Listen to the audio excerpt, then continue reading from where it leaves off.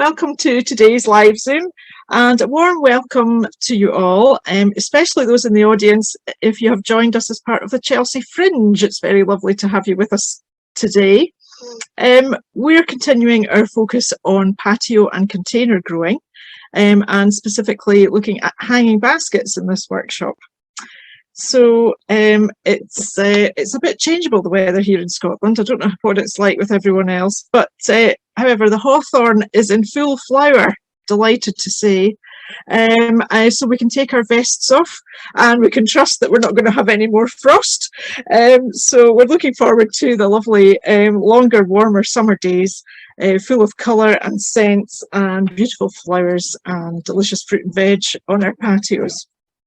My name's Jenny Simpson. I'm the Trellis Information and Fieldwork Coordinator, and with me today are my colleagues Lorna Wilson, who's the Trellis Office Manager, and Lorna helps with the technical aspects behind the scenes, and she will be voicing your questions later, and Joan Wilson, the Training and Practical Demonstrator and Trellis Project Advisor. Hi. So for those of you who don't know us, Trellis is the charity that supports practitioners in care, health and community settings to garden with their clients, and especially those with no gardening knowledge or who are brushing up on long forgotten skills. You can find out more about the support we offer in this sector and with all the links to our training and resources online on the Trellis homepage. So as ever, the aim of these online sessions is to inspire you to have a go at gardening activities with your clients. So we'll be sharing lots of ideas to stimulate interest and interaction. And we'd also love to hear from you about activities and techniques you've tried or questions about how to do any of this. So please use the chat throughout the demonstration sessions to type in the questions and comments that you'd like to make, and a member of staff will voice your questions. And then during the Q&A session, you have an opportunity to use the raise your hand button, and we can ask you to unmute and speak to the group. That'd be lovely to hear from you if you can do that. If you like to use the subtitles function, that's available. There's a button at the bottom of your screen. It's got CC in it, or the three dots at the bottom. If you click on that and enable live transcripts, and that way you get subtitles. So today's session is around 60 minutes long. There's a short PowerPoint presentation to start with, and then we have the practical demo, then the Q&A and discussion, and then at the end, near the close, we ask you for some feedback, and we'll be posting a link in our chat to the feedback survey, and if you complete the feedback survey, you get our free giveaway, which I believe is a lovely book. Joan is just going to show it. It's Alan Titchmarsh's Container Gardening this time.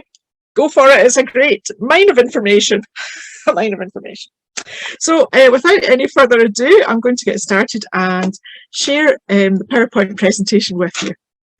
Just give me a moment and I'll share my screen.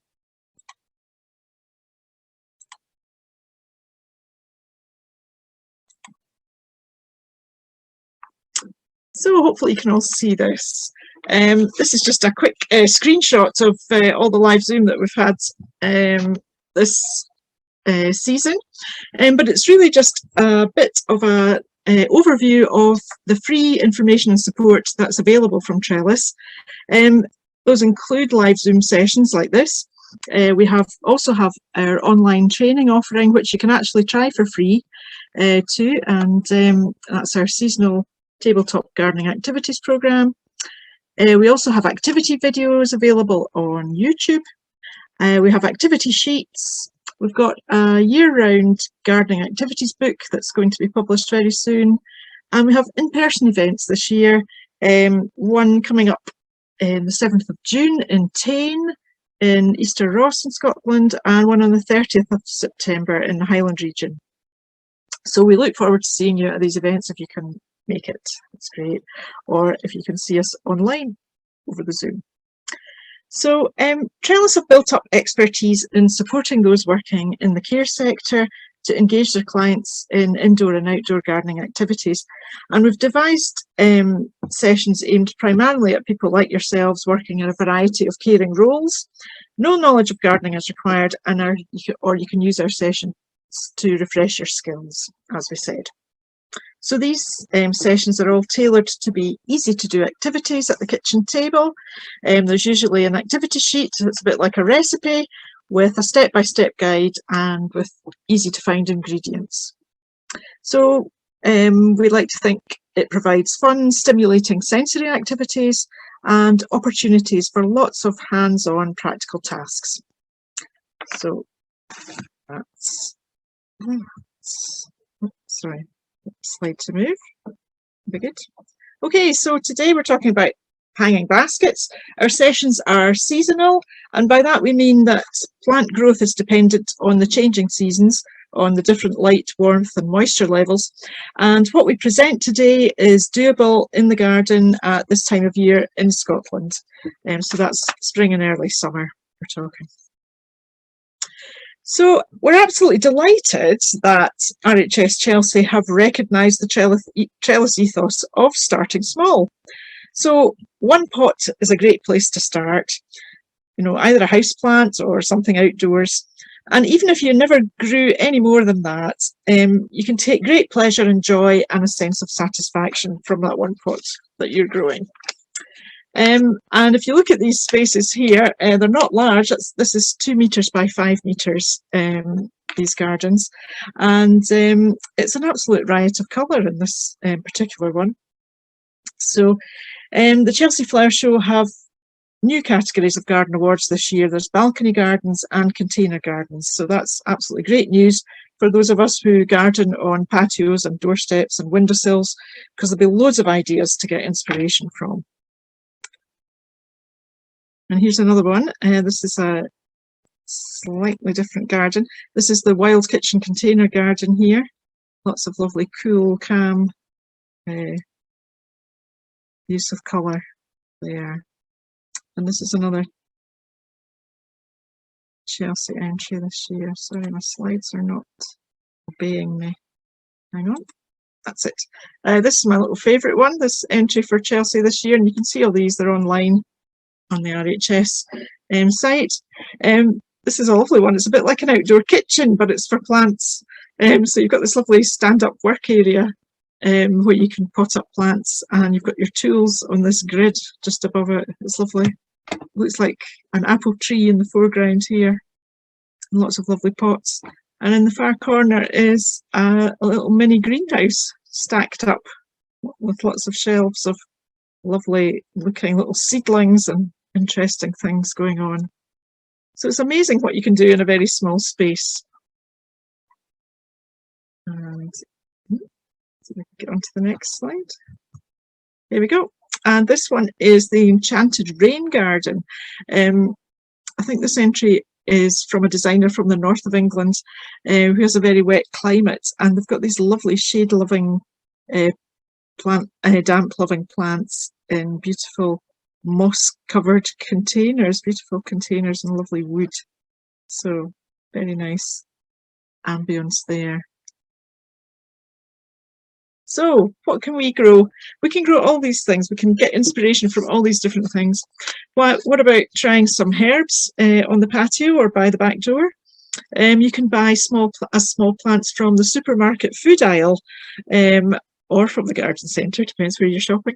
What's easiest? You can have different themes. Perhaps you like pizza, so you can go for the Italian pizza topping theme with basil, thyme, oregano, rosemary and sage, all these flavours.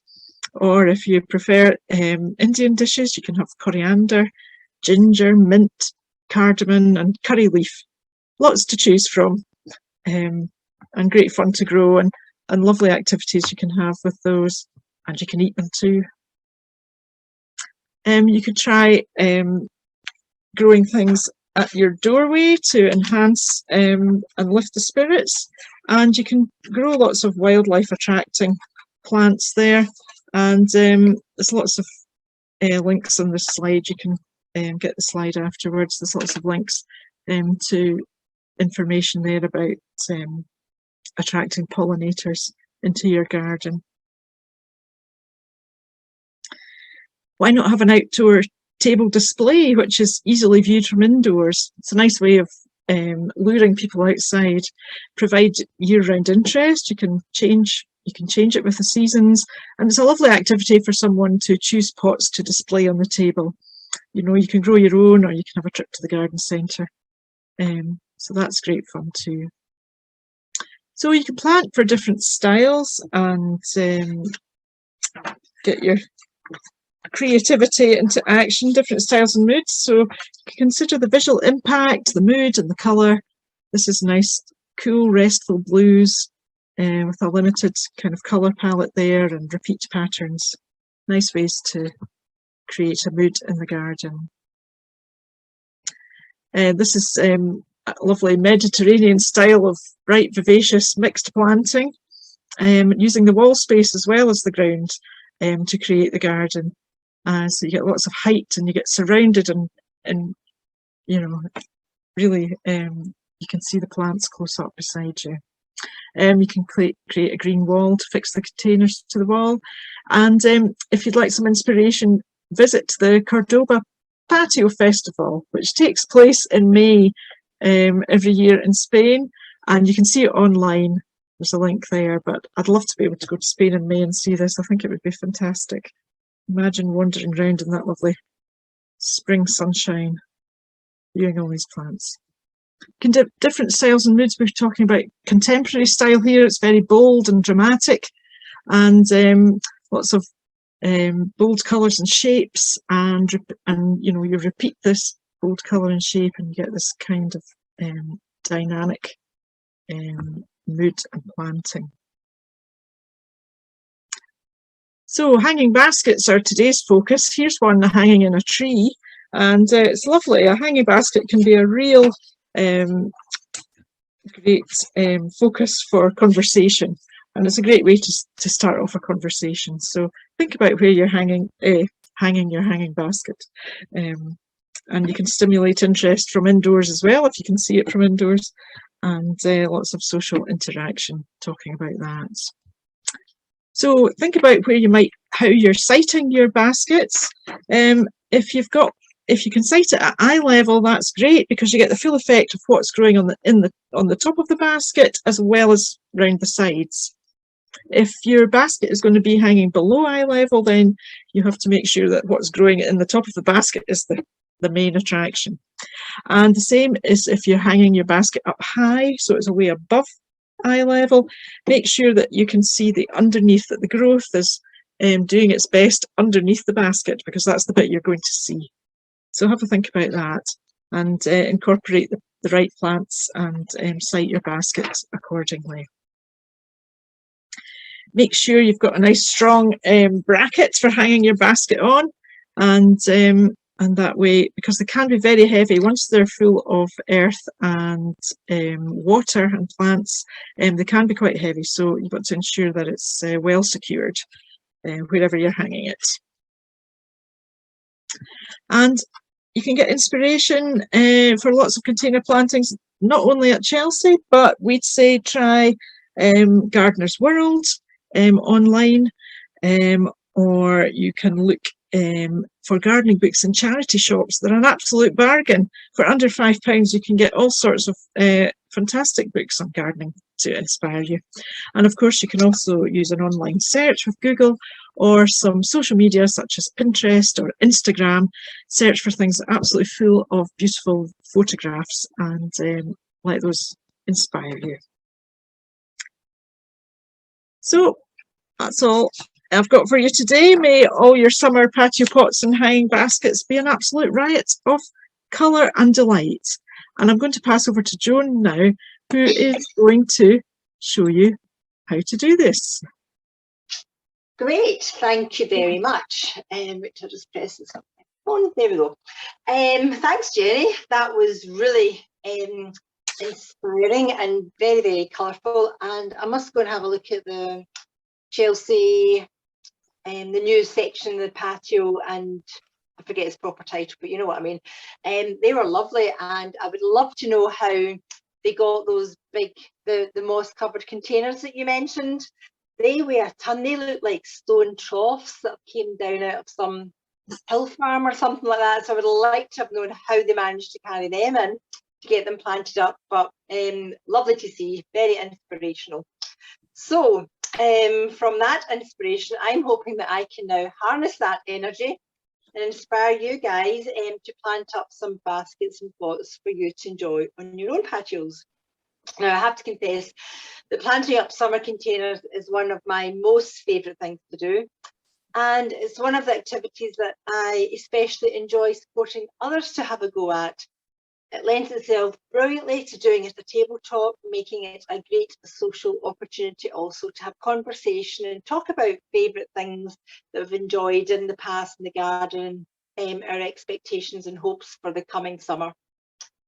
This particular basket that I've got here, I planted this up 3 weeks ago, and already the plants are filling out.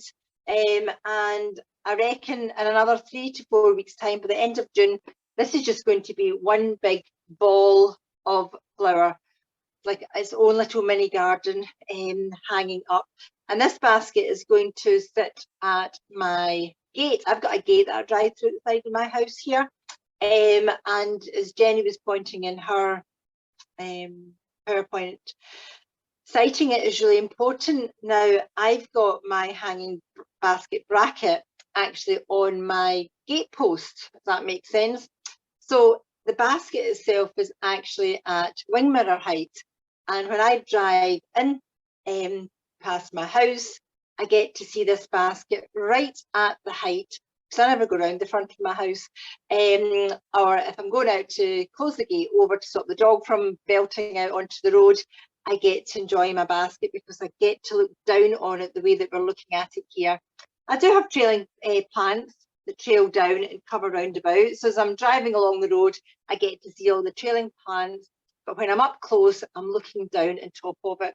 And also from a practical point of view, when you're watering your hanging basket, I'll get onto aftercare later on, but if you've got the basket awfully high, you can get into some kind of ankles trying to get your watering can up there. You get lots of gizmos and attachments to water hanging baskets, but maybe they're quite expensive and they're maybe not accessible for all to afford and use.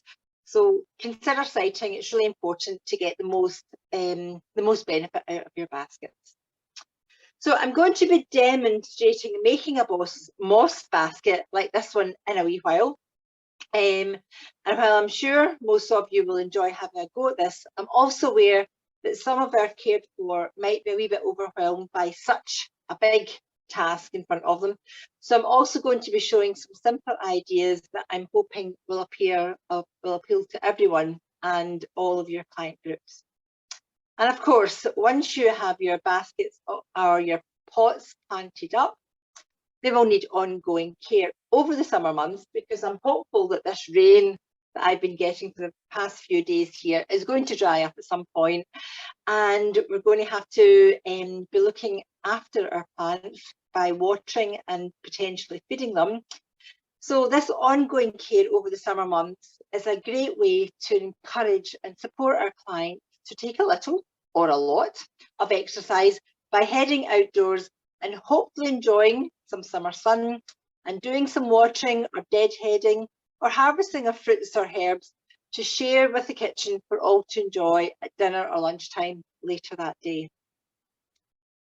Now, the selection of plants that I'm going to be working with shortly are all fairly well established because I've bought them from the garden centre. You can buy smaller, cheaper plug plants online. Neither are particularly cheap, but they are a really quick and efficient way for an instant visible result if you need that as one of the aims and outcomes for your client group. But if you've got time in your hand, maybe next year in early spring, you could sow seeds of popular plants like alyssum and lobelia, and this will really bring the cost down for next year's summer display. So I'll move this out of the way. So first things first, choosing your basket or container. Jenny mentioned charity shops. Now, I am a charity shopper, and these were in my local charity shop a couple of weeks ago, so I nabbed them. So this wee wire basket, wire thingy-majig. I think it was for putting another type of indoor house plant into. But I'll be creative and use some compost in there, maybe some moss round about it to stop the water eking out the sides, and just one nice plant, and that would look pretty effective sitting on its own somewhere nice and sunny. And of course, things like baskets, you can always pick up loads of baskets in the charity shop. People that maybe get fruit baskets or flower displays as gifts, and then they donate the baskets into the charity shops. We have lots of plastic baskets available to us. Now, plastic is not the planet's favourite, but if you have them, make sure and use them. It's better to make use of them as they were intended and not just cast them to landfill after only one use. And plastic does last for a good few years, so at least get our use out of it and try and use it as much as possible. We have wire baskets. This particular wire basket here came already with a coir liner, which is great. It's just going to need some compost sat straight into it. And we have wicker baskets. I've just shown you that little white one at the charity shop, but you get very big ones, and they last for years and years and years. And if they start to get a wee bit ropey looking, just give them a lick of paint and that'll bring some nice changes also. And I'm going to be using a wire basket and filling it with moss. I'm going to demonstrate that one in a little minute or two. Compost is really important. Choose the best quality compost you can buy, preferably labelled with added plant food or nutrients, wording along that line. Or it might say something like ideal for hanging baskets and containers, because it will have some type of slow release fertiliser already mixed through it. Now that fertiliser will only last for depending on your particular bag you picked, between 4 and 6 weeks. So it's really important to start feeding your plants. And again, we can talk about aftercare later on. So we've got our basket, we've got our compost, now we need our plants. Choosing your plants really is a personal thing. Magazines and websites, as Jenny spoke about, are great for ideas. But have a think about where you're siting your container. Is it in the sun or in the part shade? And if you work that one out, the plant labels that you'll get with the little plants, take the time, pull them out and have a read at the back of them, and it will give you an indication of where these plants will do better. Full sun, part shade, or wherever. And they'll also give you the height that they'll grow to and their spread, and if they'll cascade down also. But having worked in a garden centre, can I please ask you always put the labels back into the correct pot, please? That's for all garden centres out there.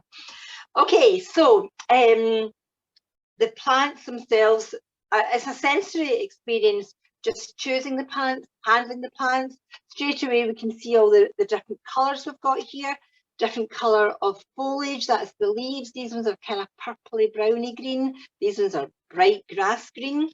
Lovely big cherry white flowers in this one. And some plants, some of our annual bedding plants have got lovely scents as well, like this Nemesia here. You can't smell it, you'll just have to take my word for it. So it's lovely just handling the plants and encouraging your clients to have a go at handling them also. Jenny mentioned colours, invigorating colours. I've gone for oranges and yellows here, nice and bright and sunny, but perhaps you prefer to go for something calming, your purples, blues, whites, pale yellows. They all work well together.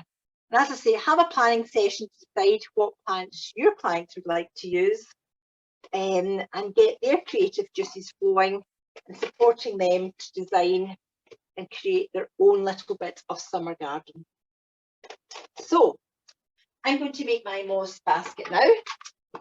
Most wire baskets come with a round bottom, which make them really difficult to work with because they wiggle about on your flat surface.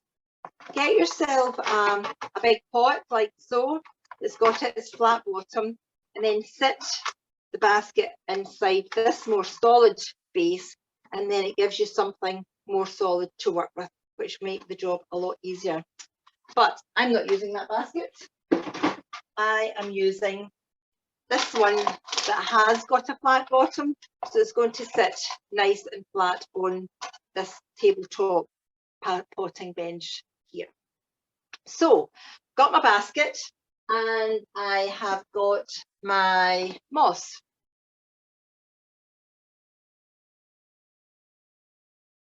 Now, there's this sphagnum moss you can buy from garden centres and nurseries. It's harvested, so you know it's came from a reputable supplier.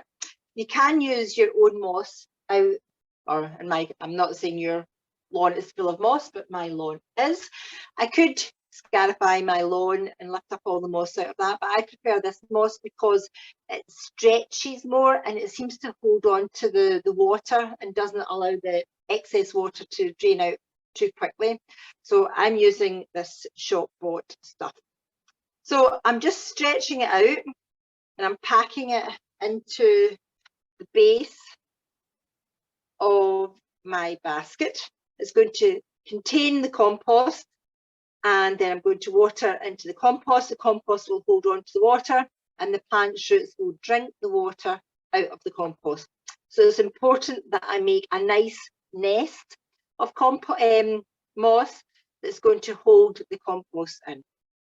So the good thing about this moss also is I use, I've got a basket hanging up at my gate just now that I've got, it's just finished flowering with my spring bulbs and whatnot. And I'll pull out the spent plants that are in there, and I'll maybe just patch up any wee like holes that I've developed, and I will use that moss again, just put fresh compost in it and plant it up with new plants. So I'm quite confident I've got no holes. This is fairly watertight. So I've made my nest, and I'm now going to pop in some compost.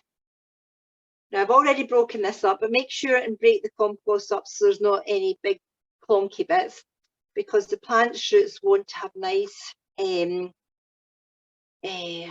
clog-free space to grow into. So I've just filled that compost up to the height of my nest, and we can see there's lots of holes in the basket. Now I've only came up about, gosh, that's a third of the way up the basket, and this is where I'm going to plant my first level of trailing plants. So this is a biddens. Now, keep your labels, because somebody might ask you some more information about the plant later on, and it's good as a reference for next year if you want to do the exact same basket again. Nice healthy root system here. So you could squeeze through that way, feed the foliage through the hole, or if the hole is big enough, you can squeeze the root ball back through this way. Personal preference, you choose what suits yourself and your client. And I'm just going to place the plant horizontally, resting on top of the compost, plant coming out that way. So I'm planting in threes. I'm going to divide these round about, sort of another one over here. I'm going to go this way this time. Don't be scared of the plants. We don't want to damage the stems, but don't be too delicate because they're fairly robust. This one over here. Okay, more moss required now. Going to take some of the moss, just a little bit this time, and I'm going to tuck it in where the neck, where the stems meet the root ball. I'm calling that the neck of the plant.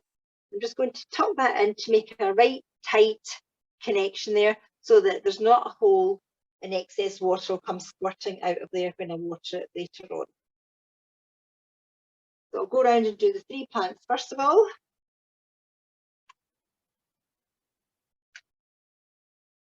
And then I'm going to build up another layer. Stretching the moss out and then packing it back and together. You probably won't pick up the noise, but it makes a lovely noise when you're stretching it.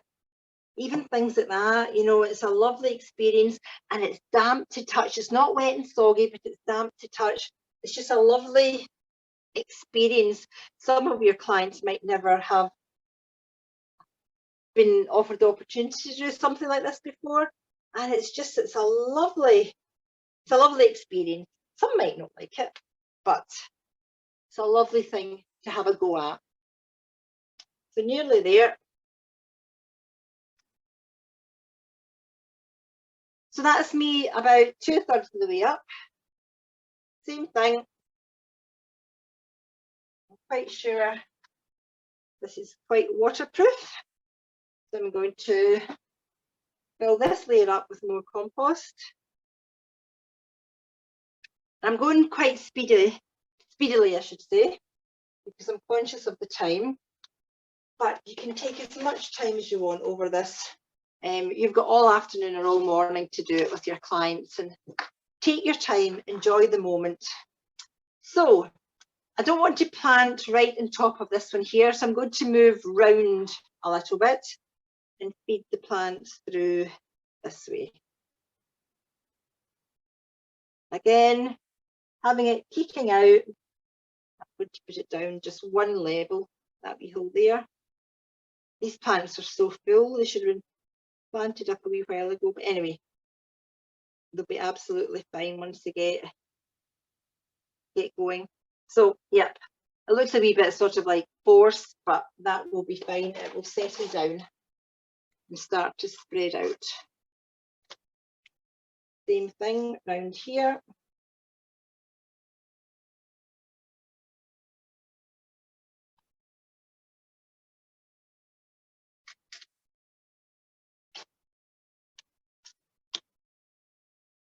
And this is a lovely, I've never really noticed the perfume of Bacopa before, but wow, this is really quite potent. It's lovely. Wiggle, wiggle, wiggle. There we go. And I should really put out a quiz. What's the next thing we do now? It's tuck some moss into the plants next, secure them in.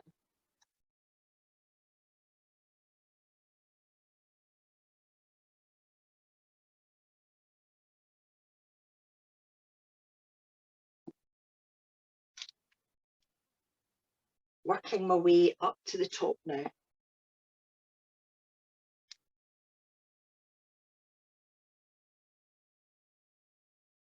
Now, you'll see that there's an awful lot of plants going in here into a very small space. And you might be wondering to yourself, crikey, how on earth will she manage to get all those plants to live in such a small volume of compost? The answer is I'm going to make sure and start feeding these plants.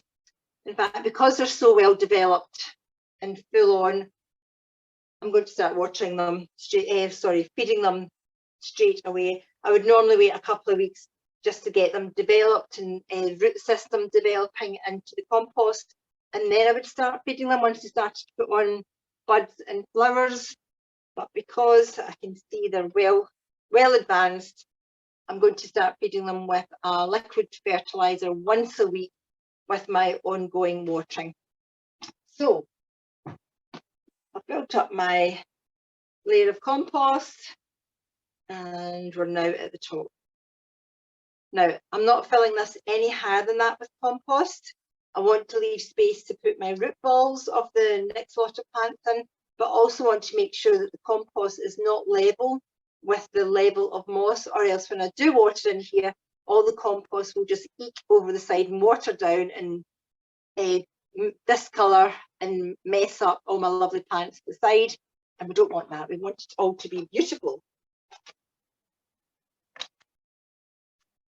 So this one is just going to sit at an angle, cascading over the side like that. So I've got orange, white and yellow going that way, and same again here. Wow, look at this root system. This one, this wee plant, desperately wanting out into more compost. Go like that there. Now I'm conscious of the time. I've got loads more that I want to show you. So I would now put my third one over here. So those are all my spillers. These are all my cascading plants going round the side. And this one here is a sort of uprighty, semi-floppy one. So that's my filler. It's going to fill in all this sort of like middle ground. The mesia is lovely, pinky and white. I'm just going to wiggle that into a wee hole there. 3 of these at the top. I've gone 3, 3 and 3.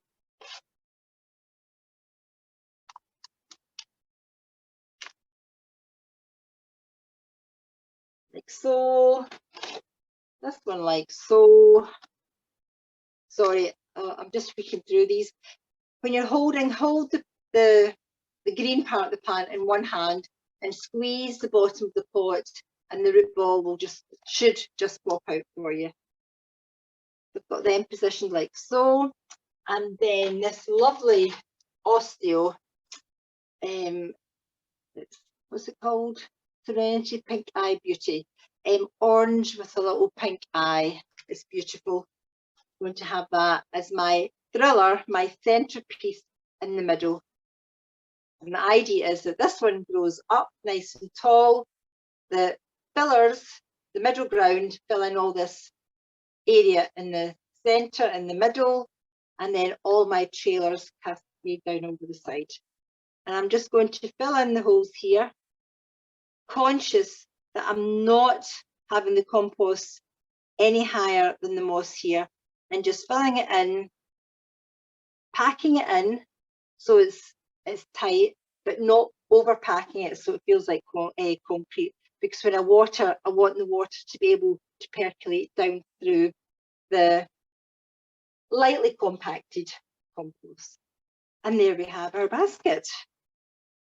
So that is your moss basket, which, as I say, I've not completely finished all the way around here, but hopefully that gives you an idea of what you can do and how to get the moss in to make sure that it stays watertight for you. Okay, so I'll lift this one down out the way.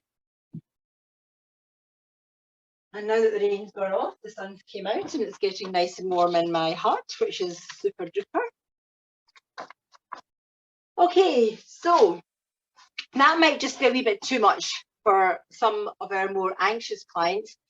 And you might be better supporting them by taking away some decision making and by providing a simpler choice in a smaller number of plants. So what I have here is my little basket that already had something in last year. And I have got a small selection of plants that I've already picked out. I know my client likes purple and whites and blues. So I've got a blue lobelia, white petunia, and purple verbena here. And really, it's just nice to take the compost, fill the basket up,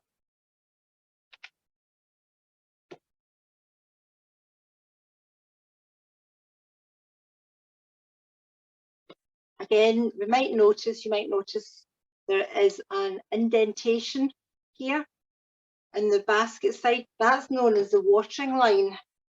If you fill your compost up to that height, the idea is that that area, this volume, this void, is the area that you will be able to water into to avoid that cascading of dirty water, dirty compost coming out over the side. So I'm going to put my wee white flower in the middle, just taking my fingers and wiggling a wee hole and popping the wee root ball in there. Like that one. One there. One there. I'm whizzing through this again, but the idea is the decision making and what will I do next is taken away and makes it a much more enjoyable experience for them. And of course, achieving success with a smaller project might well fuel confidence to have a go at something a wee bit more challenging or bigger the next time.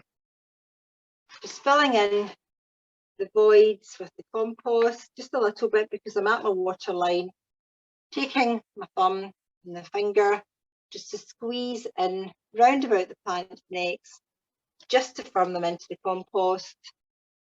Yeah, and there's plenty of void left to water into. And we have success again. A really happy, jolly little hanging basket. Okay, so maybe we don't want to grow flowers. Maybe we just don't want to. And food is more our thing.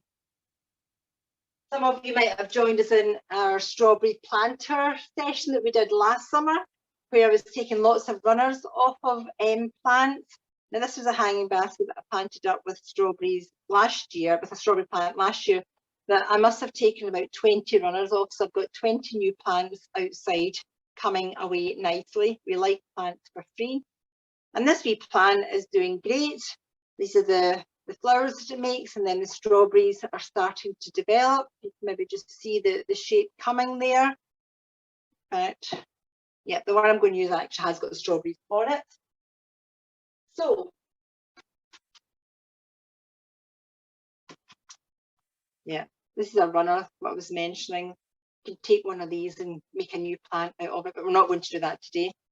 This wee one here is already making lots of strawberries for me, so this wee thing is crying out to be potted on into more space. I'll do that later on. What I've got here is another one that I'm just going to pop into this, another pot that I had in my garden hut that I've just given a wash out to make sure it's clean enough to use, get rid of any bacteria that might have built up on it. Growing strawberries in containers is actually a really good way to go, because it avoids the strawberries and the leaves lying on damp ground, which can cause them to rot, and you don't want a rotten strawberry. They're just not as nice. And if you've got them on in a pot like that, you can sit them somewhere where visually they're more appealing as well. You can have them sighted so that people can see them from indoors, that might lure them outside, as Jenny spoke about earlier on, or just sitting up on the wall that as you're walking past, the strawberries are at the right height for picking. So some more compost in my truck here.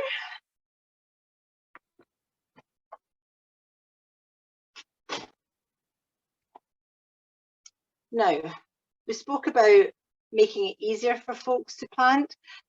Sometimes getting the level isn't so easy. You've maybe seen me, I've done it for long enough now that I can do it by eye. So what I'm going to do is I'm just going to leave this pot sitting in this container. I'm just going to put a little compost at the base like so. I'm going to leave that sitting in there. Now I can use a spoon or a mug or a scoop, and I'm just going to fill all the way round about. Now, I should have said, please encourage people to wear gloves when they're working with the compost, if they're maybe guilty for putting their hands in their mouths and things like that. I don't, because I'm naughty, but I always wash my hands afterwards. So do as I say, not as I do. I'm going to put another wee bit in here, just bring that round about. And then I'm going to lift the strawberry plant, complete with this pot, out, and I've left an indentation in the compost, holding onto the strawberry gently at the top, squeezing the pot, and it's what I'll just pull out, tease out some of these roots a little bit. And then I'm just going to squidge that back into the hole, and that is my level, perfect for planting. Just firm the compost down a little bit to make sure I've got space to water into. And I will look forward to having these strawberries probably in a few weeks' time. Lovely. Okay, so that's our strawberries. I'm going to show you tomato plant. Here we go. This is one that I potted up a couple of weeks ago, 3 weeks ago to be exact. and it's a tumbling tomato plant. You get your cordon tomatoes that grow upright. You've got to kind of like tie them on and which take a little bit of care. Whereas this tumbling plant variety needs next to no care. Water it, feed it, and pick the tomatoes and eat them like sweeties. That's about the size of it. This one is called Cherry Falls, and it doesn't require any pruning, and you can see perhaps that it's already starting to cascade out over the side, so it lends itself to growing in a raised pot or in a hanging basket beautifully. These are the wee yellow flowers that it makes that will turn into tomatoes, and maybe you can see these tiny little tomatoes already developing here. So I'm really pleased with how well this wee plant's doing already. So I'm going to pot up one of these for you. So this is a much smaller version, a much younger version of the tomato plant. And that's fine, it'll soon catch up and produce. When those tomatoes are finished, I'll be getting another batch off of this one. So now this is a wire basket. It's already got a pre-formed coir liner in it. But sometimes I find that the coir is quite thin and water escapes too quickly. And tomatoes, it's really important that they're kept damp at all times, not sodden, not too wet, but damp, because as the tomato plants are developing, if they go through a dry spell, a wet spell, their skins can burst and disease can get in and they're not so good. So I'm keen to make sure that water is retained in the basket. So what I've done is, this is a compost bag that I've just cut into a bit of a liner, and I will split a few holes into it, because as much as I say I want it to hold on to water, I don't want it sitting sodden in water. So water will escape. So same thing, pull my label out, keep hold of it, wedge this wee plant out. Yep, there we go, just starting to make nice roots. But again, I'm going to plant the way I did my strawberry, so I'll pop that back in there. Put some compost in just to get it started. A little bit more. I'm just checking where I want that pot to sit, so about there. And then I'm just going to fill all the way round about. So we're at 5 Jenny, and I know you're going to start shouting at me. I'm going as speedy as I can.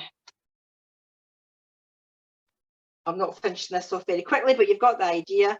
I'll pull that out, pull my wee tomato out, and pop it in. Labelling so we remember what it is. What have I got here? Yes, I have got marigolds here. Some of you might be familiar with them. It's a very popular bedding plant.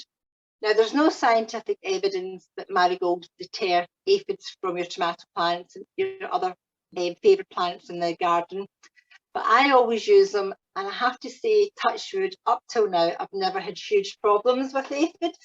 So I always pop in a couple of marigolds in beside my tomato plants and strawberry plants, just to keep them, well, they look pretty as well. So while this wee plant's growing, I'm going to have lovely wee yellow and orange marigolds, and they smell lovely also. Okay, next one. Jen, do you want me to do the wildflower one or the herb one? I think I've probably only got time for one, or will I just keep going fast? Oh, just keep going. You've got 9 minutes. You'll manage fine. Thank goodness. Right, okay, let's see. This year I'm going to have to take off my jacket. Not my jacket, my coat. Right, okay, so what do we have here? A wildlife basket.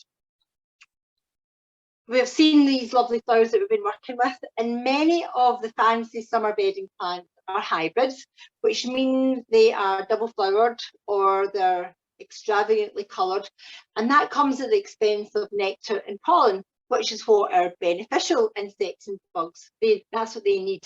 So I'm going to make a quick mini wildlife friendly summer display. So I have this submersion box. If you work in a bigger setting, your fruit and veg man probably delivers his fruit and vegetables and things like this. So nab some of them, or go into your local greengrocers, and I'm sure they'll have stacks of these outside the back door. So I'm going to use this as my container, and this is just packing cardboard, but you could use newspaper, anything like that. And I'm going to use the cardboard to line my basket, because the holes in the mushroom basket are too big. The compost will just eke out far too quickly. So just squidge that in there, like so. Yeah, that's there we go. I'm just going to soak the cardboard a little bit so that when the water and the compost comes down, the cardboard will hold on to water, but also let excess water squirt out. So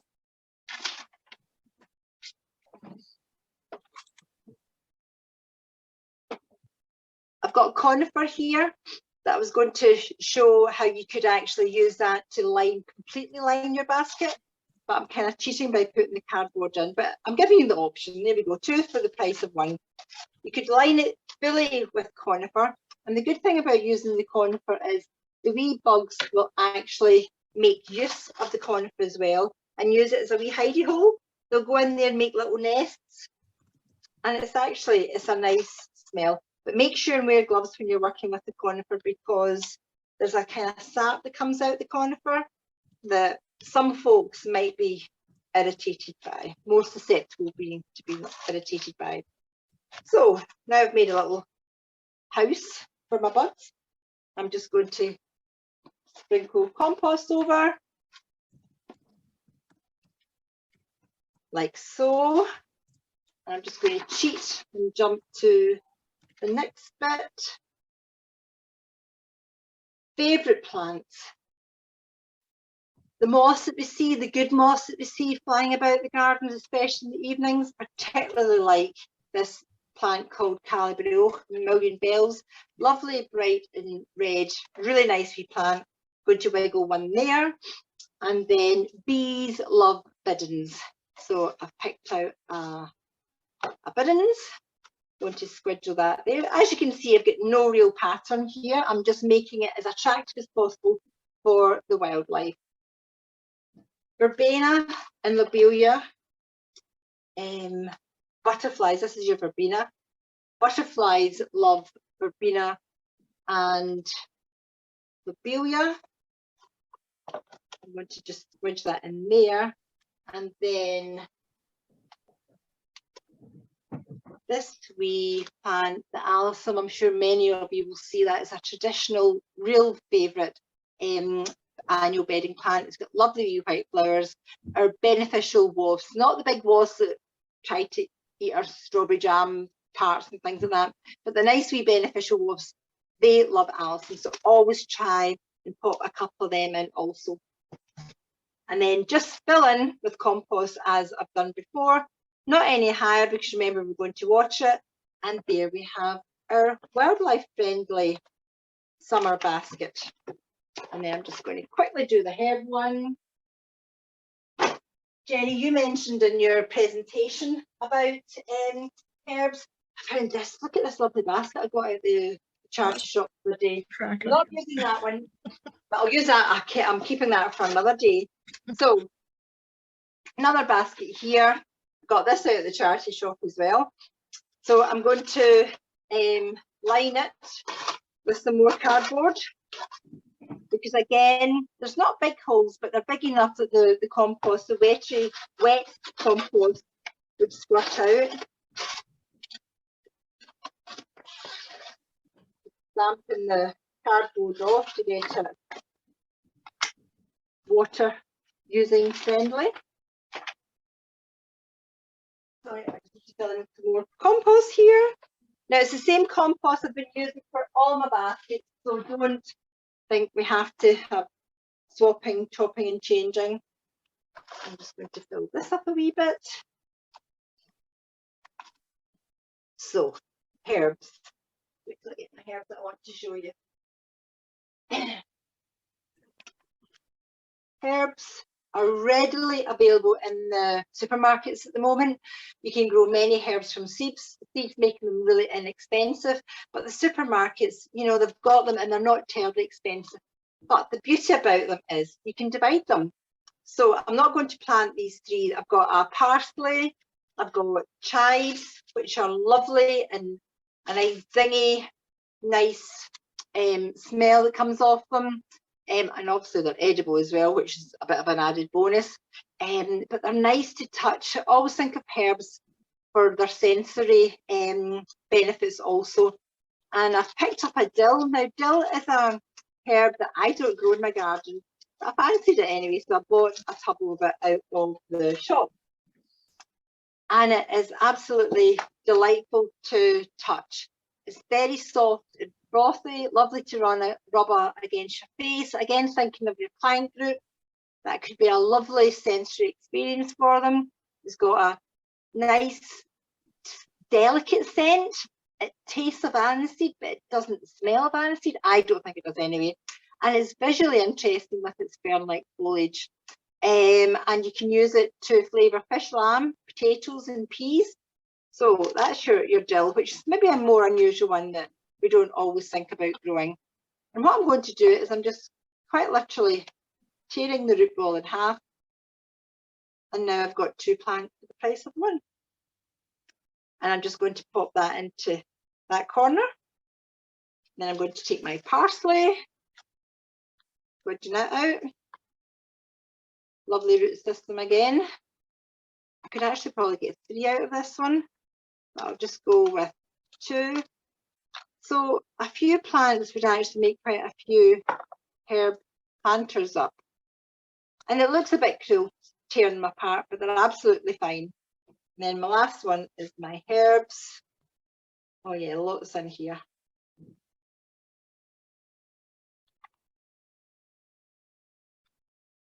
So I've made a lovely little herb planter here that I can sit somewhere nice and sunny. And because it's nice and small, I'll find a wee corner quite easy. Somewhere preferably close to the back door or to the kitchen door, so that you do make use of the herbs that are there. Remember, herbs on the whole don't like a lot of water unless it's mint. Mint loves water. All your other herbs don't. And there we go. That will soon grow up and give us lots of fresh herbs to harvest and use indoors. And Jenny, that's me. I'm sorry, it's after 3 o'clock. Thank you very much. Thanks so much, Joan. I didn't want to stop you because you've got so much to share with us there. That's fantastic, and lovely to see that you can buy something in the supermarket and make make more of it. Big cheers from the crowd here. Thanks very much. Now, possibly if people can stay on, we'll have 5 minutes to ask some questions. We did have a question earlier from Mary Law was asking, what size was your basket, Joan, that you were planting up with the moss? Can you tell us if you know what size it is? But you'll have to unmute because we can't hear you. Technology. I'm better with plants. I'm sure that was 35 centimetres because my one that I did the strawberry tomato in was 30 and it's a little bit bigger. So about 35 centimetres. Yep. That's brilliant. Okay. I'm going to just put us into sorry, a different view because I think I want to ask people to unmute and just ask their questions. If I can do that, just let me have a look. Sorry, I'm having a bit of trouble. I've got something obscuring what I'm doing. There we go. Fine. I've got everyone in gallery view. You're in gallery, that's great. I've got back to gallery. So if you've got a question, just stick your hand up or use the your hand up or just shout out, please. Shout out. Shout out. There's just a few of us today, so it's nice and easy. That's lovely. Well, yeah, I mean, you had such a variety of things there, Joan. I mean, I think there's something for everybody, from, you know, from fruit and veg to beautiful, stunning flowers.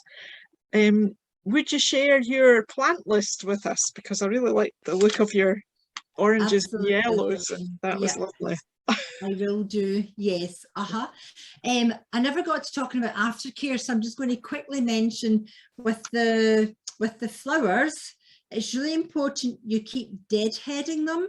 Now, deadheading is nipping off the. I'll just pick this one up because it's nice and small. Now this flower is not dying, it's not spent, it's not finished.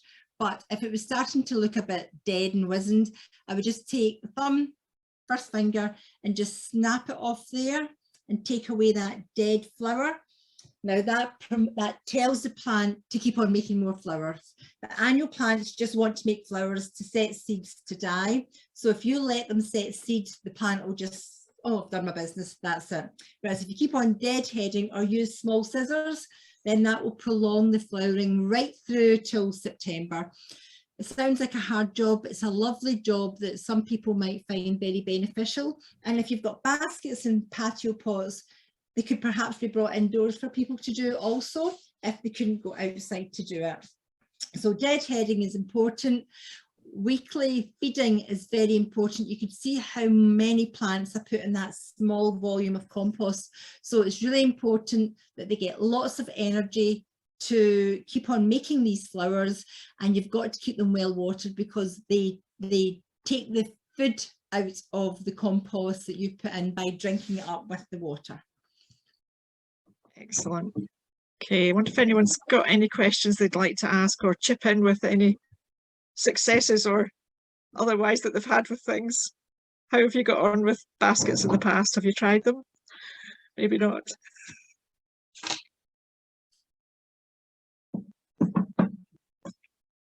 Everybody's all very shy. I know, I just love my baskets. I love container plants. It's a great way of bringing that colour, and summertime just lends itself to it.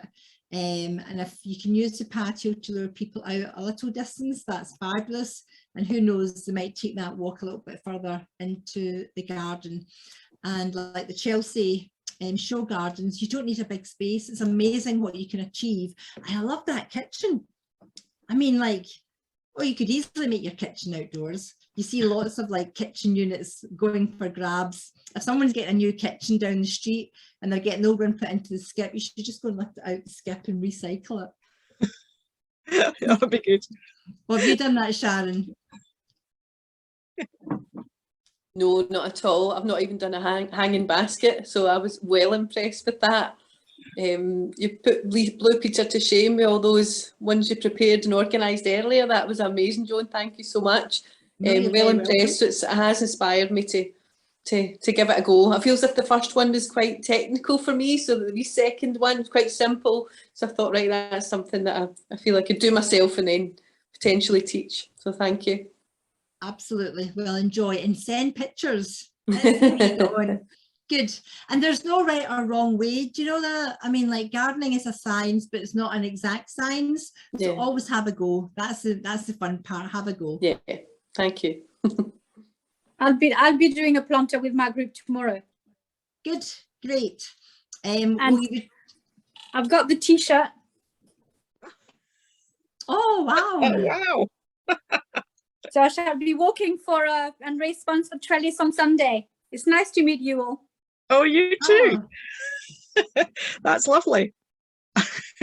And a sneak preview of the t-shirt. That's very good. Oh, you haven't seen it? I haven't seen it yet. No, I just saw the design. I was like, whoa. Yeah, it's quite bright yellow. It is. Yeah. That's nice. Excellent. Good size. We won't miss you. We'll spot you. Spot you on the kilt walk. Incidentally, maybe I should contact you directly. Do you know of anybody else who is fundraising for Trellis in Aberdeenshire? I don't personally. It's Jo that's coordinating that. So she's the person that is who you have contacted already. So she'll know who's doing what. We're running an event next week at Scone Palace. So if anybody's interested in gardening and wants to come along, it's on Friday and Saturday at Scone Palace. It's the Scone Palace Garden Fair, and that's the staff are going to be wearing t-shirts like that. That's why I've been involved in looking at the design. Oh, sorry, I can't hear you now. Mute. Are you there on the Saturday as well, did you say? Yes, it's Friday and Saturday. Yeah, the Okay. show's Okay. open. Yeah, So maybe I'll drive down to say hi. Yeah. that'd be lovely. That'd be lovely. You'd be very welcome. So there's lots of garden I just activities. wanted to say, yeah, that was really useful, Joan. I'd never realised that putting plants in on their side, going in that way. I'd never done that before, which is probably why I've made a mess in the past and had things falling out when I didn't want them to. So that was really, really useful. I've had a lot of success myself with having really quite a large hanging basket by the kitchen door for herbs, chives and parsley, and then one at the other side that had some flowers in it. I love hanging baskets, like you were saying, to have them at different heights, and especially for working with others who don't have maybe the same accessibility. And the fact that it's a small thing, a contained thing to work on. I was very fortunate that one of my hanging baskets at the back of my kitchen door attracted a robin. It gradually came from coal sort of like bunker to hanging basket, and then inside the house as well. So that was a bit scary because obviously birds land on things and poo everywhere they land. But it was a lovely experience, and to be able to sort of like do that and attract, you know, the wildlife and stuff. So yeah, but I loved that presentation. That was great. Thank you. Great. That's lovely. Yeah, thinking about hanging baskets at different heights. We had someone in the seminar series who was working with children in India, and they had their baskets on like a little pulley system, so that you could pull it up on a string and have your basket up high, and then let it down to water it or look at it, you know, or pick the fruit. So that was quite a nice idea, just to have it like that. And Joan, you were talking about the difficulty of watering them if they're high up, and you know, costly things, but you can pop it if you put a cane, if you get a thin enough cane that you can put down the end of your hose to make it rigid. You know, if you get a good one that's sort of 3 or 4 foot long, put it in the hose, and then you've got a wand you can water with using the hose pipe with the cane in it. It makes it easy to get the water up to the basket. Baskets. It's Yeah. a good Absolutely. hose pipe hack, that one. Yeah. And remember, when you're watering, to water it as close to the compost as possible. If you think the foliage, the flowers start to make a canopy over the basket, so if you water on top of the foliage, the flowers, it acts like an umbrella, and the water will cascade down the leaf onto the next leaf until it cascades over the side of the basket, and most of the water just runs off. Whereas if you poke your hose head or your watering can spout into close into the compost, you know the water is going directly to the compost where the plant needs to get it from. Yeah, that's it. Really important. That's lovely. Anyone for anything else? We're all out. Well, enjoy your hanging baskets, everybody, and we're going to post the link into the chat. I hope Lorna can do that for me just now, because I've not got it here, and I've got a little bit to read out about what's happening for future sessions. So this is well, the last in the current series is on the 9th of June. That's coming up a week on Thursday, and it's called Summer Flowers and Tea in the Garden. So come join us for that one, and please register online. During the summer, we can leave you with lots of trellis YouTube videos to see on our YouTube channel, lots of how-to videos and ideas. There's our seasonal gardening online training. You can try that for free. There's a free unit there to have a go at. We've got lots of free to download activity sheets if you're looking for more ideas. Lots of adaptive gardening activities and ideas there. If you, we'd already touched on the kilt walk. So if you would like to consider supporting Trellis on the Kilt Walk, there's a link on our there's a link on the homepage to our fundraising page, and all the details are there. I think it's taking part in Aberdeen, Dundee, Edinburgh, and there's a virtual one as well. So if you can't come in person, you can come virtually, which is a bit intriguing, and hopefully saves your feet if you're doing all that walking. So that's great. We're going to post the link in the chat there, and there's the link to the Kilt Walk. That's marvellous. Thanks very much, Lorna. And please take the survey, and we'll send you a lovely thing. So take care, everybody, and we'll hopefully see you next time. Thank you. Bye. Bye. Thank you. Bye. Bye.